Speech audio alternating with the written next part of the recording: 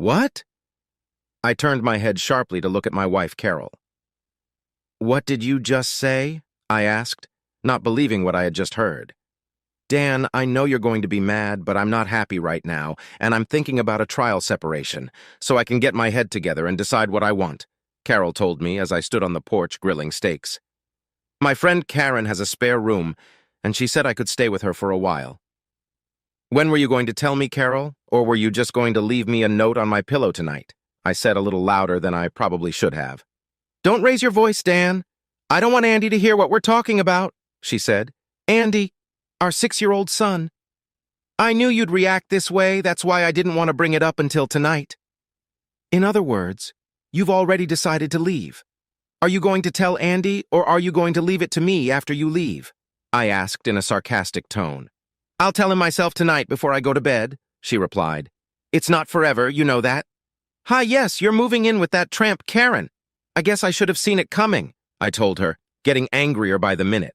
Tomorrow, I'll prepare the papers. You'll sign them, and by Wednesday, I'll file them in court. What documents? Followed by her question. Hi, if you're going to leave, I want it to be a legal separation. Then when you don't come back, it will automatically become a divorce decree. That way we don't have to go through all the hassle twice, I told her. I don't want a divorce, Dan.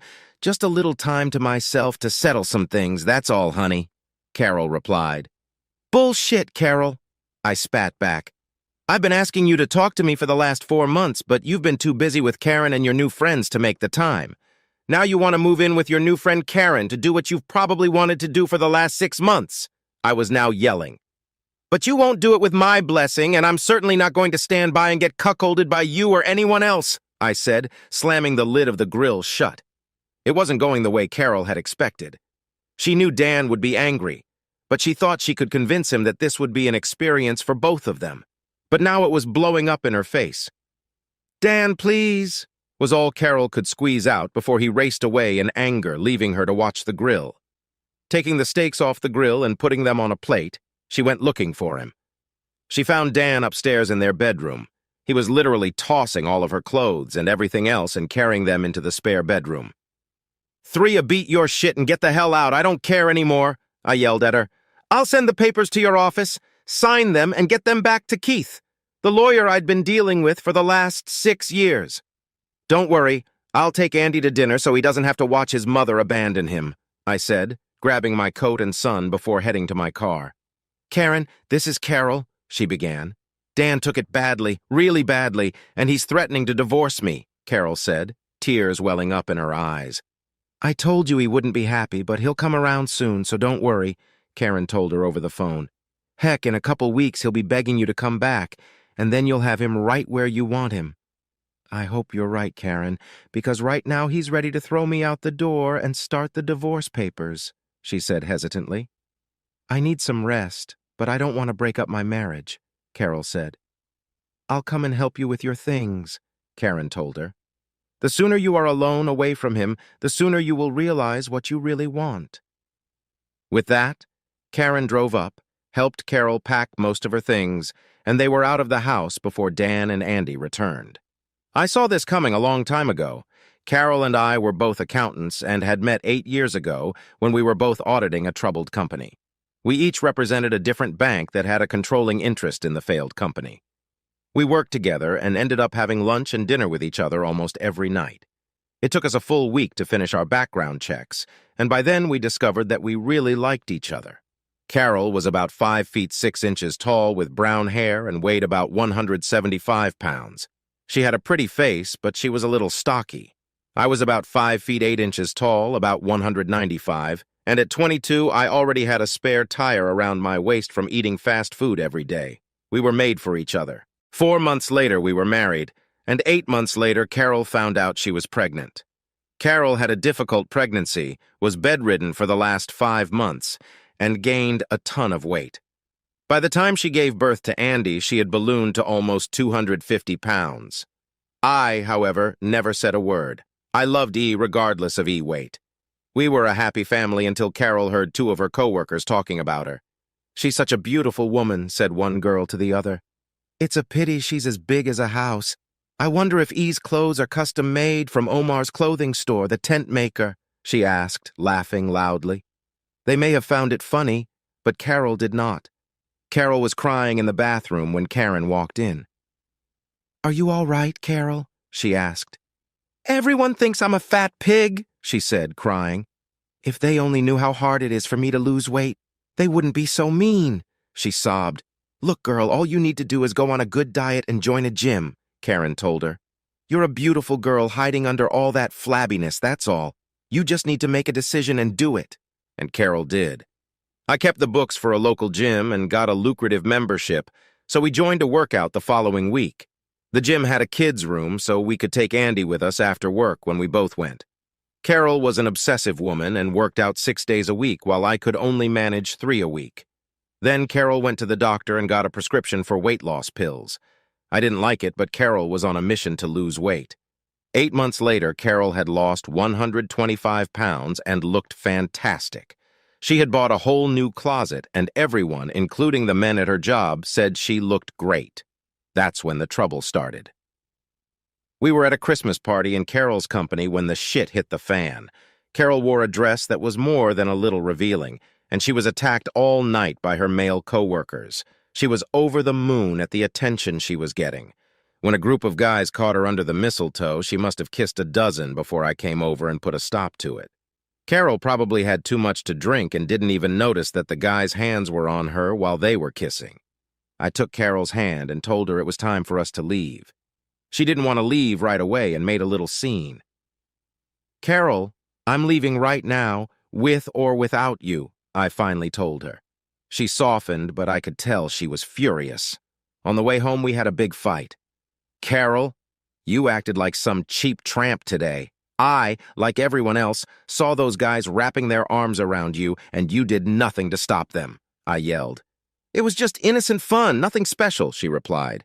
Not from where I was standing, I replied.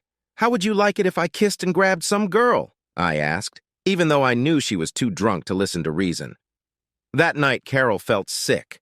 Luckily, she had time to take off her new dress before she threw the cookies away. The next morning, she looked awful and apologized to me, saying it would never happen again. But it did.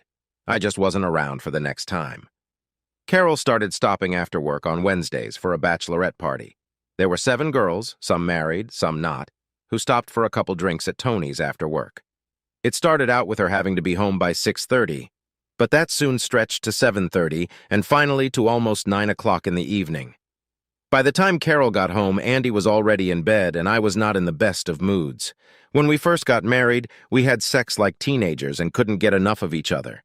Now it seemed that if we did it once a week, it would be considered frequent. One thing was for sure. When Carol came home Wednesday night, she was ready to run at a trot, and tonight was no exception.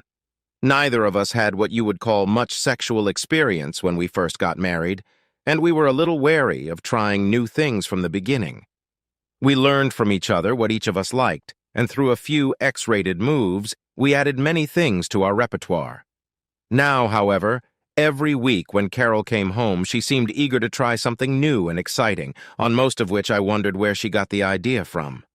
She drank more than usual and arrived later than usual, but she knew how to put me in a good mood. She climbed off the bed between my legs, pulled down my boxers, and started kissing my body. After dinner, Andy and I went back to the empty house. That bitch Karen, I thought to myself. Ever since Carol lost the weight, Karen's been up to something with her. No wonder her husband left her. She was just a whore, and now she's turning my wife into one too. I tucked Andy in and read him a story before bed. When he asked about his mother, I just told him that Mom was visiting and would be home in a couple days. But I didn't believe it for a minute. I walked down the stairs and called my mom and brought her up to speed. Mom, can you watch Andy during the day until I find someone permanent? I asked. Honey, Carol will recover and be back by the end of the week. You know her. She can't be away from Andy for more than a few hours before she goes crazy, Mom told me. But I'll be there before you go to work and look after him. I hoped she was right, but I wasn't as sure as my mom was. On Monday, I contacted Keith and told him that Carol had left me. I want to be fully protected, including permanent custody of Andy. I want it written down and spelled out in unambiguous terms that if one of us acts in a way that a married spouse should not, The other gets 65/35% of our assets. I think she's trying to cheat me, and I want to be covered, I tell Keith. I want it to have a 60-day expiration date, after which it becomes a decree of divorce. And can you do that by tomorrow? I asked. Aren't you in too much of a hurry, Dan? She just left, and you're already ready to write the divorce papers, he asked me. Carol has been planning this for a long time, and maybe this will bring her to her senses. If not, I don't want to lose everything I've worked for just because she wants to try some new tool, I told him. Okay, Dan, I'll do it tonight, and tomorrow she'll be serviced at work. Anything else? Not that I can think of. I just need to draw a line in the sand for her to realize what she could lose, that's all. Also, Keith, I'll need to draw up 2 more agreements, but we have a little time for those. I'll fax you what I need later this week. When Carol arrived at work on Tuesday, she was a little frustrated. She had never seen Andy and Dan for so long in the last 8 years. When she returned from lunch, she heard a man waiting for her in her office. Carol Spencer? He asked. Yes, I'm Carol. What can I do for you? You've been served, he said, handing her a heavy paper envelope. Carol spent the next half hour discussing all the terms and division of property described in the separation decree, although it looked more like actual divorce papers. It stated that Dan would get temporary but full custody of Andy, and Carol would be allowed visitation with reasonable notice. By the time she finished reading, she was more hurt than angry. I've been gone for 2 days, and Dan has already written off our marriage, she said to herself. She tried to call Dan, but his secretary said he would be out all day, and his cell phone switched to voicemail. At that moment, Dan was home, changing locks, dealing with the division of their finances, and crossing Carol's name off his insurance and 401k. By 4 o'clock, I was done with all the chores and turned on my cell phone. Damn, I said to myself, 12 messages from Carol. I deleted them all. I had dinner with Andy at my mother's house and told her what I had done. Carol is mad as hell, Dan. I'd be pissed if I were in her shoes. Mom, I replied, I can't fix this marriage alone, especially since she won't listen to reason, so I've upped the ante. She started this mess on her own, but I swear to God I'll end it if I find out she's cheating on me. I used to trust her, but now I wouldn't believe a word she says. So right now, I'm protecting my son and myself.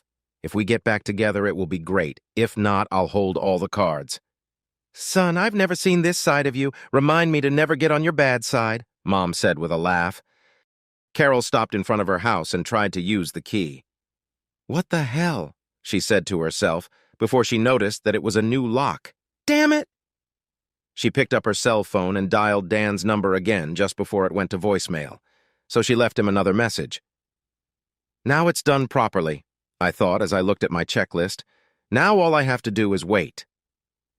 Wednesday morning, Carol was in Dan's office. My credit cards aren't working, and when I stopped by on my way to work to pick up a prescription, I was told I no longer have insurance. Just covering my bases, Carol, remember? You left me. I'm paying for all the house and Andy's expenses, but you're going to have to take care of yourself from now on, so you and I won't have any financial problems to argue about. Dan, you let this get completely out of hand, Carol shouted. I just needed some alone time, that's all. Leaning over the table, I said in my most serious and nonchalant tone, Carol, do you see the word stupid tattooed on my forehead? I may not be the smartest guy in the world, but I wasn't born yesterday. Karen has your head so turned that you can't seem to find your ass with both hands. You think you can go out and act like you're single again without any repercussions. Think again. The first time I find out you've broken your marital vows, we're done. Hell, you've probably already done that, so I don't even know why we're having this conversation right now. I'm so mad at you right now, I'm not thinking straight, so I think it would be best if you just leave so I don't say anything that would throw what's left of our marriage down the toilet. With those words, I sat down. Carol was shocked and became angry herself. You can't dictate to me like a little kid. I'm an equal partner in this marriage, so fuck you, she spat out.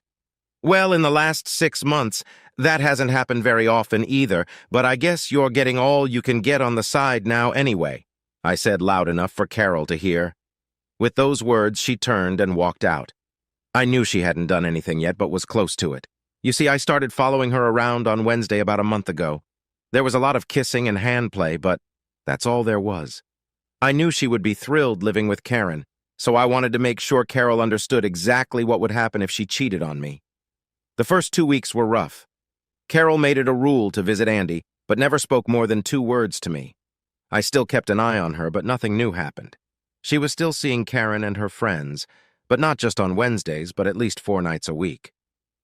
Looks like someone is trying to catch up, I said to myself as I looked at the report.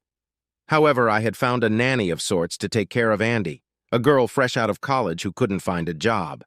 Beth was a 23-year-old blonde, about 5 feet 9 inches tall, skinny build.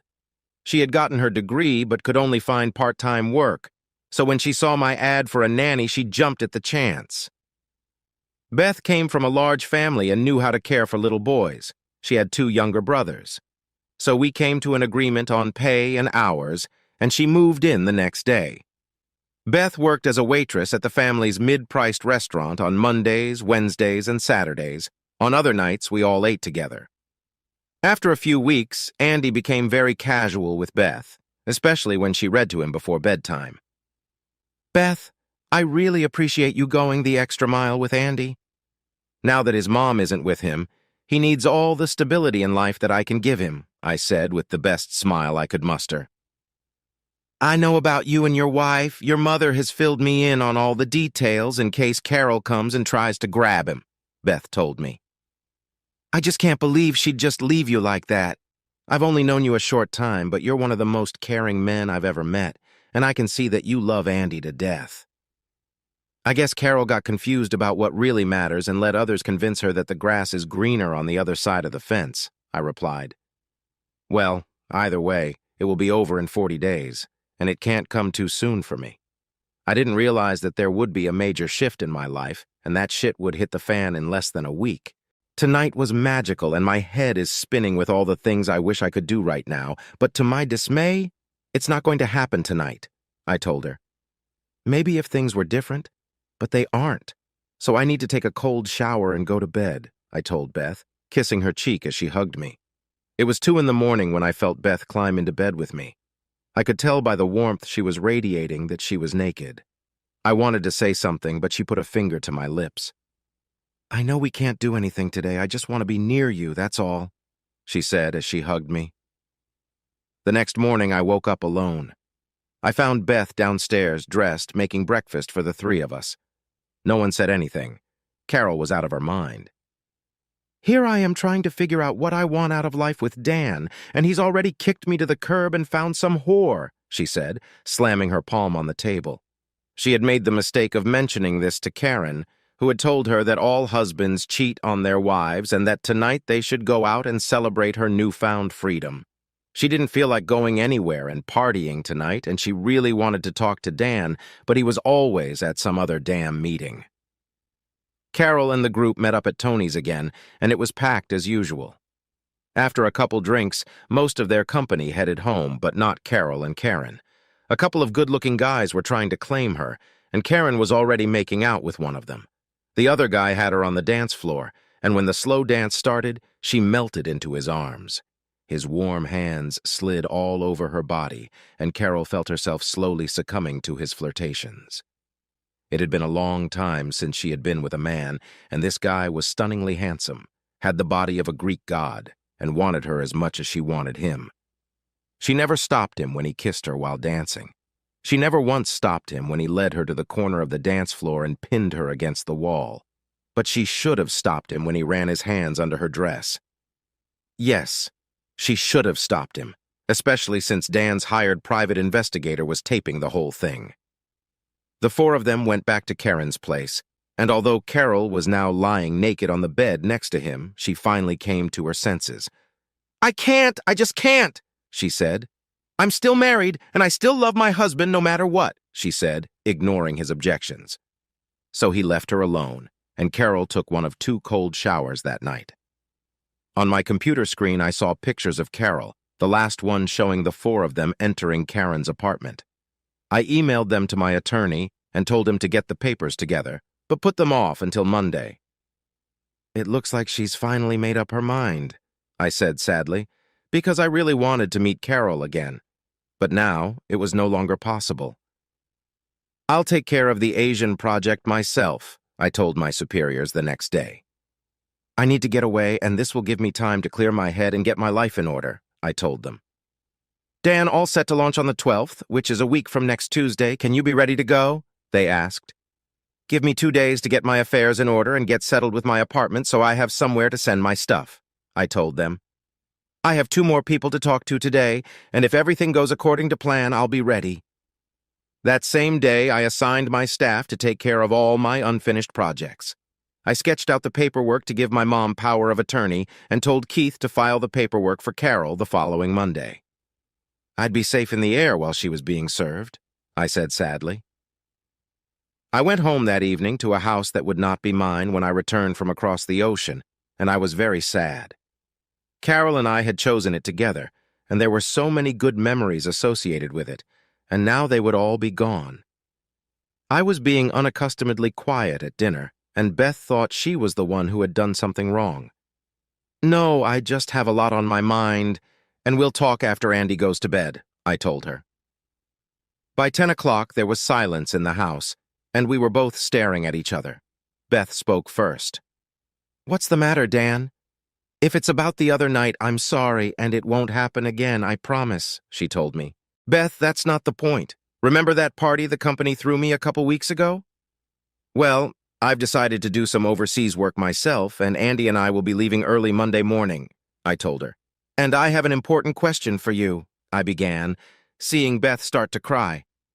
Do you want to come with us? She turned from crying eyes to a smile.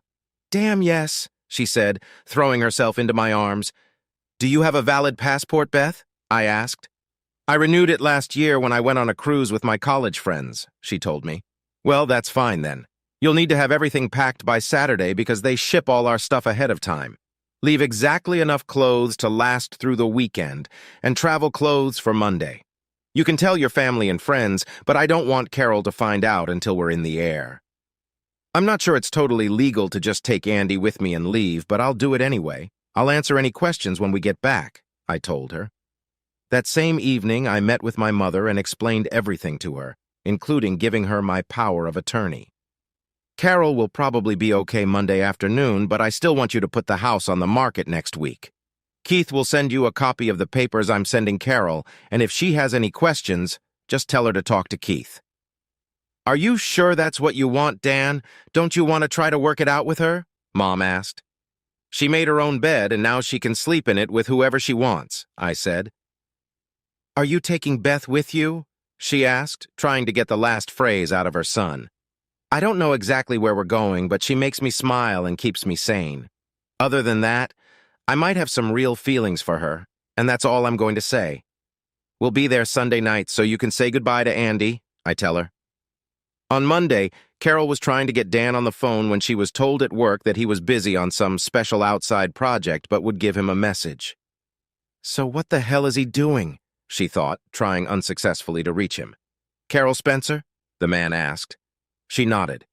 You've been served, he said, holding out an envelope to her. Now what?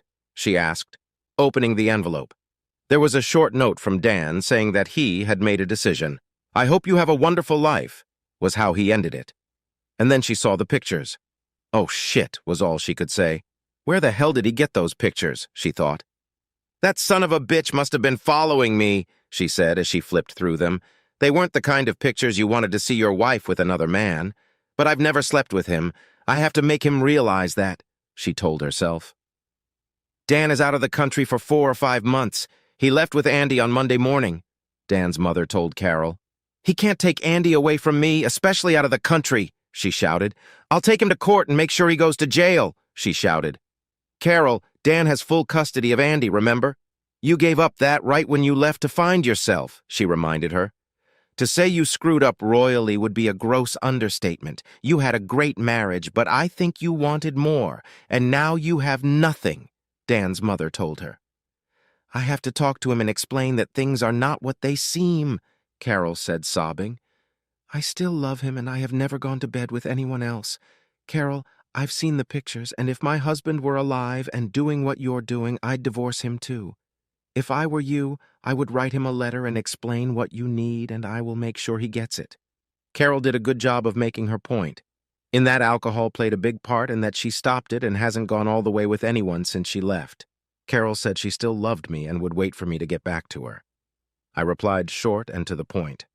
Carol, you haven't been my wife since you lost weight last year. It's like you've gotten too good for me. You were absorbing all the men's attention and making me feel used on Wednesday night when you finally decided to come home to me. You were all hot and horny and all you wanted was good sex, not to make love to your husband. So now you and Karen can sleep with whoever you want. I told you that Karen would eventually break us up, but you knew that wasn't true.